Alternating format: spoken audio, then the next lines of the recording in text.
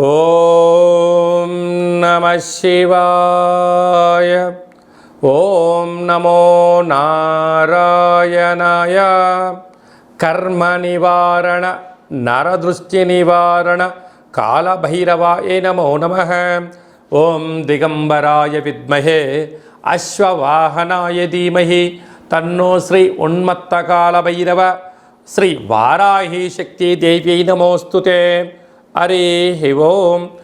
మా ఛానల్కి స్వాగతం.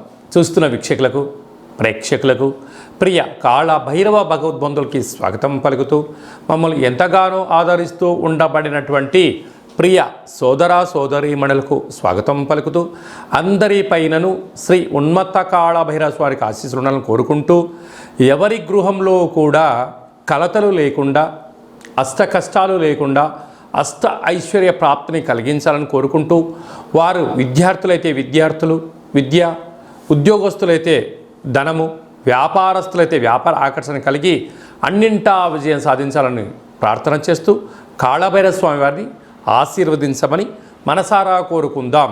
1వ తారీఖు 7వ నెల 2024 నుండి 15/7/2024 వరకు పుట్టినటువంటి వారందరికీ కూడా ముందస్తుగా జన్మదిన శుభాకాంక్షలు. గతంలో వివాహం చేసుకున్న వారికి వివాహ వార్షికోత్సవ శుభాకాంక్షలు. ద్వాదశ రాశుల్లో గ్రహ గమనాన్ని ఒకసారి వీక్షింపచేద్దాం. మేషరాశిలో కుజభగవానుడు స్వక్షేత్ర సంచార స్థితి, వృషభ రాశిలో దేవగురు బృహస్పతి సంచార స్థితి, మిథున రాశిలో రవి శుక్ర సంచార స్థితి, కర్కాటక రాశిలో బుధ సంచార స్థితి, కన్యరాశిలో కేతు సంచార స్థితి, కుంభరాశిలో శని భగవానుడు స్వక్షేత్ర సంచార స్థితి, మీనరాశిలో రాహు సంచార స్థితితో ద్వాదశ రాశుల్లో గ్రహ గమనాలు ఈ విధంగా ఉన్నాయి.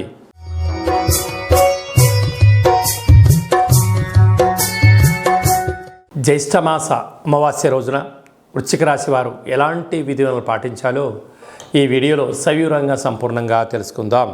వృశ్చిక రాశిలో ఏ నక్షత్రాలు వస్తాయనగా, విశాఖ నక్షత్రంలోని చివరి పాదమైన 4వ పాదము, అనురాధ నక్షత్రంలోని 4 పాదాలు, జ్యేష్ఠ నక్షత్రంలోని 4 పాదాలు కలిపితే వృశ్చిక రాశి.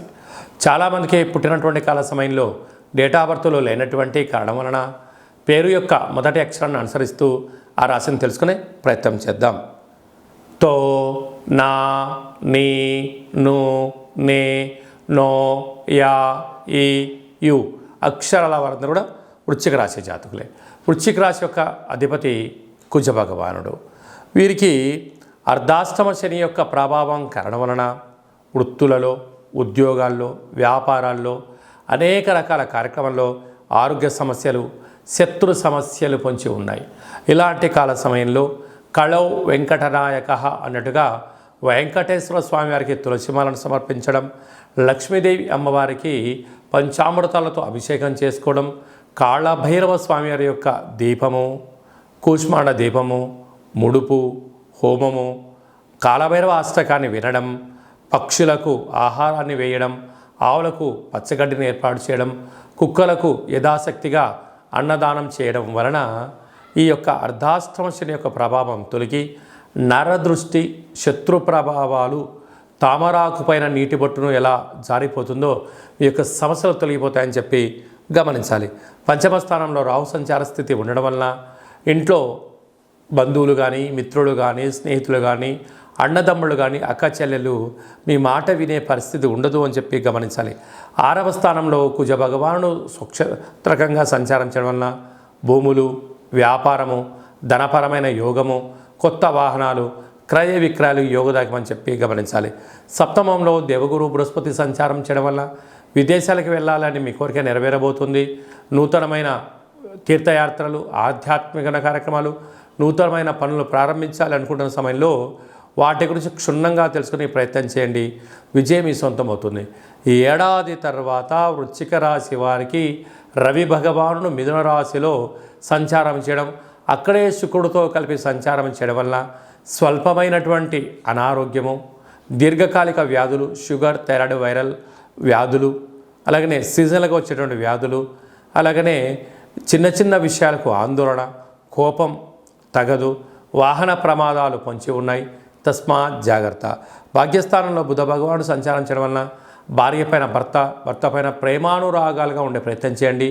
అర్థం చేసుకోండి. దయచేసి కలహాలకు దూరంగా ఉండండి, మౌనంగా ఉండండి, అర్థం చేసుకునే ప్రయత్నం చేయండి. అన్నింటా విజయం మీ సొంతమవుతుంది. కనుక కాలం అనుకూలంగా లేనప్పుడు మౌనం, శరణం గచ్చామి అన్నట్టుగా దానం, ధర్మం, సేవ, ఆధ్యాత్మికత ప్రతి విషయాన్ని క్షుణ్ణంగా పరిశీలించగలిగితే అద్భుతమైన విజయం మీ సొంతమవుతుందని చెప్పి గమనించాలి. గృహ భవన నిర్మాణ కార్యక్రమం చేసేటువంటి వారు, వ్యవసాయ సోదరీమణులు, ఆహార ఉత్పత్తులు ఎక్స్పోర్ట్స్ ఇంపోర్ట్ చేసేవారు, అడ్వకేట్స్, వారందరికీ చాలా మంచి కాలం అని చెప్పి గమనించాలి. ముఖ్యమైనటువంటి పండగల గురించి క్లుప్తంగా సవివరంగా సంపూర్ణంగా తెలుసుకుందాం. 5వ తారీఖు 7వ నెల 2024 జ్యేష్ఠమాస కృష్ణపక్ష అమావాస్య శుక్రవారము, ఆరుద్ర నక్షత్రము. సాక్షాత్తుగా ఆ పరమేశ్వరుల స్వామివారి యొక్క జన్మ నక్షత్రము ఆరుద్ర నక్షత్రము శుక్రవారం రావడము, అందులో జ్యేష్ఠమాసంలో రావడము చాలా అరుదుగా వచ్చేటువంటి అమావాస్య కనుక మనమందరము కూడా ఇంట్లో కూష్మాండ దీపాన్ని పెట్టుకుందాం. కాళభైరవ స్వామిని స్మరణ చేద్దాం. నరదృష్టిని, కర్మను తొలగించుకుందాం. అనుకుంటున్న అన్ని పనులలో విజయాన్ని సాధింపచేద్దాం. అలాగనే 14/7/2024 ఆషాఢమాస శుక్లపక్ష అష్టమి ఆదివారం చిత్తా నక్షత్ర సందర్భంగా మనమందరము కూడా కాళభైరవ స్వామి స్మరణ, ధ్యానము, కూష్మాండ దీపము, హోమ కార్యక్రమంలో పాల్గొనడం వలన మనకు ఉండబడినటువంటి నరదృష్టి, కర్మ నివారణ, భూత, ప్రేత, పిశాచ, బ్రహ్మర, యక్షర, యమదూత దోషాలు తొలగిపోయి అనుకుంటున్న అన్ని పనులలో విజయం సాధించడం జరుగుతుంది. ఇంకనూ మనము అద్భుతమైన విజయం సాధించగలగాలి అన్నట్లయితే ఈ యొక్క పాత్ర కంచు పాత్ర అంటారు. ఒక పాత్రలో 12 రాసులను అచ్చు వేయడం జరుగుతుంది. ఈ పాత్ర కాళభైరవ స్వామి వారి యొక్క అక్షయ పాత్ర. ఈ యొక్క పాత్ర మన గృహంలో ఉంచుకొని ఎలాంటి విధిని పాటించాలో ఈ వీడియోలో సవివరంగా సంపూర్ణంగా తెలుసుకుందాం. ఒక్కసారి చూద్దాం. ఇలా ముట్టుకోగానే ఓంకార శబ్దం రావడం జరుగుతుంది. ఇలాగా